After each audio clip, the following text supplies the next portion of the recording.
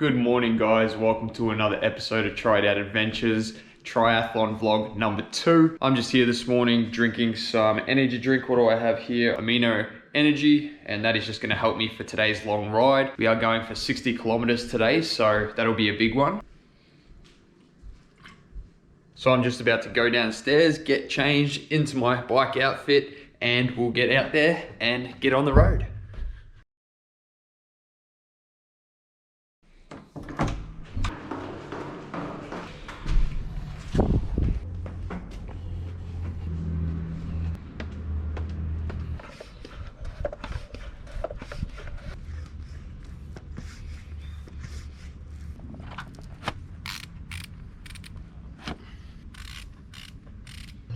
Okay, so the purpose of today's ride is purely endurance. I'm going as slow as I possibly can, just ticking the legs over, making sure I maintain, roughly around at least a 25 kilometer an hour pace. So let's get on the road.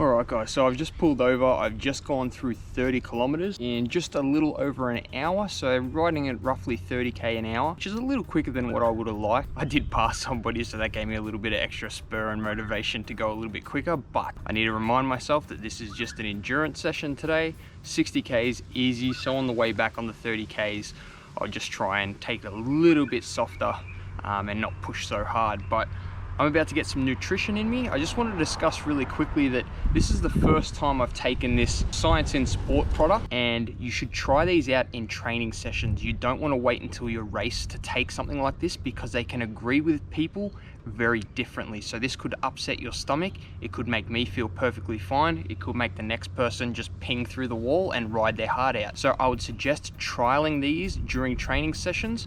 So I'm going to take this, and also you can do that with just your everyday proteins, energy powders, any supplements that you might take.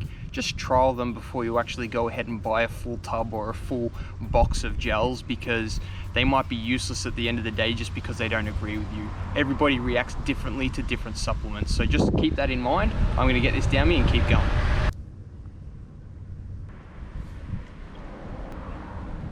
How's it going, mate? Pretty good yourself? Yeah, good. And don't forget, don't litter. Take this home with you, throw it in the bin. If you see any rubbish on the side of the road, I always pick it up. Make sure we keep everything clean.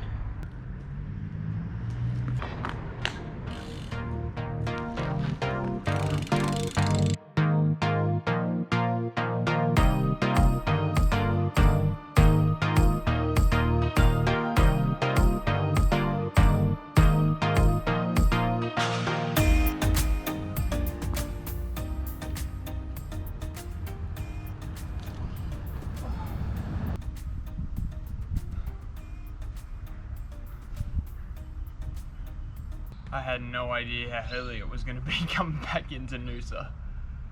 Ooh. So I'm about to go up, get something to eat, and get a lot of water into me, and then I'll talk to you in a little bit about the bike and my week's workouts. Okay, so I'm currently walking down to the beach right now. I thought what better place than to have a chat to you about my bike and then also my week's worth of training. First of all, recap on today's ride. I didn't go as easy as I should have. The first 30k's felt awesome. To be honest, I didn't realize how much I was riding on a decline, and then on the way back, as I was getting into Noosa, the hills just killed me at the end. So my last, I don't know, probably 20 kilometers ended up being really tough. So at least I learned, and next time I can take it a little bit easier. So just taking a quick look on Garmin to see the statistics for the ride. I rode just over 61 kilometers, 61.4 to be exact, so just a little bit over what I was wanting to do today, but that's fine. Total time was 2 hours and 16 minutes. So that was averaging about 27.5 kilometers per hour. That's, for me personally, that's pretty good, especially with all the hills that are involved. I had just as much uphill as I did downhill, or a little bit more, so can't complain with that. According to Strava, I averaged 145 watts. My average heart rate was about 134 beats per minute, and I maxed out at about 167 because those hills at the end, I was absolutely dying. My quads were as swollen as they could possibly get. I wasn't sure how much longer I'd be able to push, but I got through to the end and made it home. So I will see you guys at the beach in just 2 seconds. I'm almost there, and then we'll have a chat about the rest of the week and what I got up to. Alright guys, so welcome to the beach, and I must say, have a look at this view. It is absolutely amazing. Like, perfect time of day. It's about 4 o'clock right now. Sun goes down pretty early here at the moment because it is winter, but can you believe that this is a winter day? I'm just going to refer to my phone and the Garmin app real quick just to show you the workouts that I've done, and we can discuss those really quickly, and I can give you some pointers as to what I worked on, what went well, what didn't go well, and just how I generally felt with them. So here on Monday the 12th, I did a swim, and that was 1200 meters, and that was specifically a drill workout. I had been struggling with my breath and taking a breath and making sure that I wasn't running out of air while I was doing laps, and this week was a major breakthrough. Absolutely extremely positive stuff. I'm gonna go ahead and do a separate video in regards to the tips that I have, because I did so much research and watched so many videos, read a lot of articles, because I was really struggling on maintaining just a good breathing rhythm and not run out of breath too quickly and not overexert myself. So I'm definitely going to give you some tips in a future video as to how a non-triathlete going into triathlon for the first time and getting into the pool after like 10 years got through and pushed through that breathing barrier. On Monday I also went for a cycle. That was about a 37-kilometer cycle, and that was purely just doing the Noosa Triathlon course. If I hadn't mentioned, I am in Noosa. I've been here all week. It gets me familiar with the course, familiar with the lay of the land, so I literally just went out and I rode the course. And first impressions is it's a really fun course, to be honest. I didn't realize that there was a 3-kilometer hill climb, but it's very fun. And then once you get on top of the hill, the way back down is super fast. I'm talking like, I watched a video where a guy was hitting 85, 90 kilometers on the bike. So pretty scary stuff. I'm gonna have to get used to going that fast downhill. But just super glad that I got out there. That was just an easy ride, nothing too strenuous, just honestly getting out there and just riding the bike course. On Tuesday the 13th, I went back to the pool. As mentioned in my previous video, I'm trying to get in the pool as often as possible because that's my weakest discipline. And on Tuesday, I did interval training. So that consisted of a 200-meter warm-up. I did a few drills just to make sure that my technique was the same as what it was the day before on Monday when everything was feeling nice and smooth. And then I went into intervals. So I did 100-meter intervals, which was great because I was really struggling to even just swim 100 meters in an Olympic-sized pool.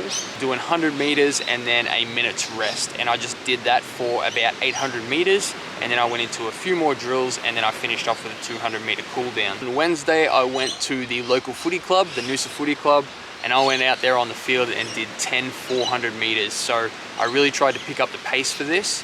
I used my Garmin watch. That'll be another separate video in regards to setting up your own workouts on the watch, just so that the watch actually tells you what you should be doing. So I set the 400s to be at a pace of 4 minutes to 4 minutes 15 per kilometer, and I actually ran all of them, I think, quicker. So make sure that my body is feeling the impact of running quickly again and build those fast twitch fibers. On Thursday, I went back to the pool again after having a day off, and this was for distance. So I did a nice solid warm-up, stuck into some drills, and I wanted to do intervals like I did on the Tuesday, but instead of doing them at 100 meters, I wanted to just push as long as I could. So whether it be 100, 150, 200, 250, have a nice rest, and then go again. So in total, I ended up swimming 2,000 meters. That's the longest workout swim that I've done. And then also I did another ride. This time I did the Noosa course again, but instead of doing the entire course, I rode to where the 3-kilometer hill climb is, which is the Garmin Hill. It's a very famous part of the track. And I ended up riding there. I think it's about 15 kilometers to get there. And then the 3-kilometer hill climb I did twice. So I just burnt up that as quick as I could, had a nice break in between, burnt up it as quick as I could again, and then just rode home. So I think all in all, it was about 33 kilometers, but those 2 hill climbs, oh boy, they were tough. On Saturday was my endurance run. I had a 12-kilometer run scheduled, and I must say that felt excellent. Running has always been my strong suit within these 3 disciplines, and I almost ran that just as quick as I ran the 11K the week before. So I ended up running that in an hour and 4 minutes, which averaged 5:22 per kilometer. And then that leads me to today, which was obviously my ride that absolutely killed me, and that was supposed to be an easy ride. So that's my week of training this week, but I just wanted to show you really quickly the equipment that I'm using for cycling. So onto my bike, something I've been wanting to reveal to you guys for quite some time. So I was searching for months. I'm one of those people, I'm very particular. I want the right bike for me. I saw this bike and I was like, I gotta have it. And funny enough, it was a friend of a friend that was selling it. So I was really able to work with him on getting a good price on it. It's Max over from Giant Strathpine. He was an absolute tremendous help. Fortunately, we were the exact same height because this frame is a solid frame. You can't adjust the seat post whatsoever. So it fit me perfectly.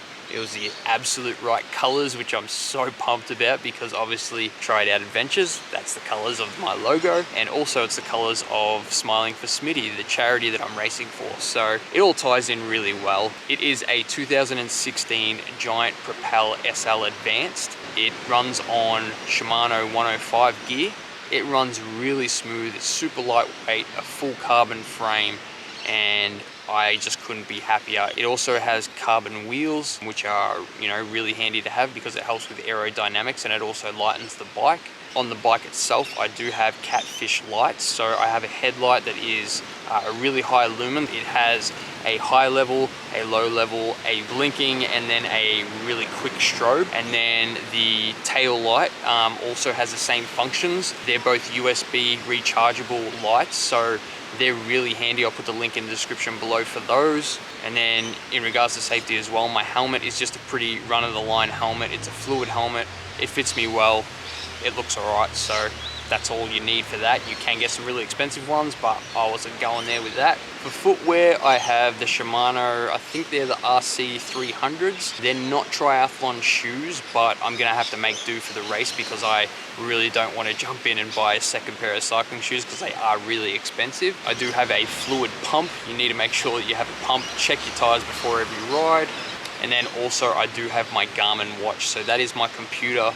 I do want to get a quad lock or some similar type of mechanism so that I can put my phone on my bike instead of buying a bike computer because I feel like my Garmin tells me enough. Other than that, I'm pretty well set up for my bike, but that Giant Propel is my pride and joy. I absolutely love that thing. It's got a pretty firm seat on it, a racing seat. I might toy into looking for a triathlon seat. Also, you might notice that it doesn't have any aero bars on it. I'm not going to put aero bars on it after riding this Noosa Triathlon course because there are a lot of roundabouts in this course, a lot of speed bumps, and then also the 3-kilometer climb. So I feel like you just wouldn't be down in that aero position for honestly 50% of the ride. So besides the downhill part, that's really going to be an advantage for those people with aero bars.